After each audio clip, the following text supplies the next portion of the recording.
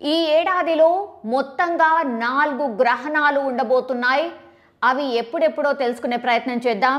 2 సూర్యగ్రహణాలు and 2 చంద్రగ్రహణాలు ఉండబోతున్నాయి. వాటి details ఒకసారి చూద్దాం.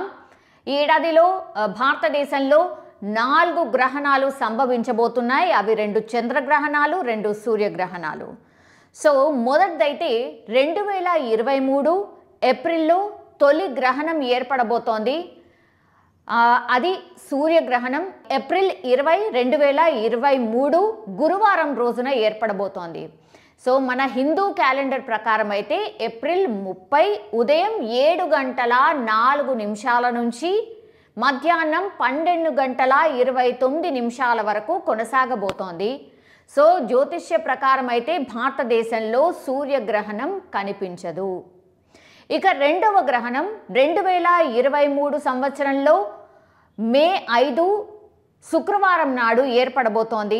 ఈ ఏడాదిలో ఇదే తొలి చంద్రగ్రహణం. ఇది రాత్రి 8:45 నుంచి ప్రారంభమై అర్ధరాత్రి 1 గంట వరకు ఉండబోతోంది. ఇక మూడవ గ్రహణం 2023 సంవత్సరంలో సూర్యగ్రహణం అక్టోబర్ 14న శనివారం రోజు ఏర్పడబోతోంది. ఈ సంవత్సరంలో ఇది రెండవ గ్రహణం. సో శాస్త్రవేత్తలైతే ఇది కూడా కనిపించదు అనైతే చెప్తూ ఉన్నారు. ఇది పశ్చిమ ఆఫ్రికా, ఉత్తర అమెరికా, దక్షిణ అమెరికా, అట్లాంటికా, ఆర్కిటిక్లలో కనిపించబోతోంది. మన భారతదేశంలో కనిపించదు. దెన్ నాలుగో గ్రహణం చంద్రగ్రహణం 2023 సంవత్సరంలో చివరి గ్రహణం ఇదే అక్టోబర్ 29 ఆదివారం నాడు ఏర్పడబోతోంది. జ్యోతిష్య శాస్త్రం ప్రకారం అయితే పౌర్ణమి రోజున ఈ చంద్రగ్రహణం ఏర్పడబోతోంది.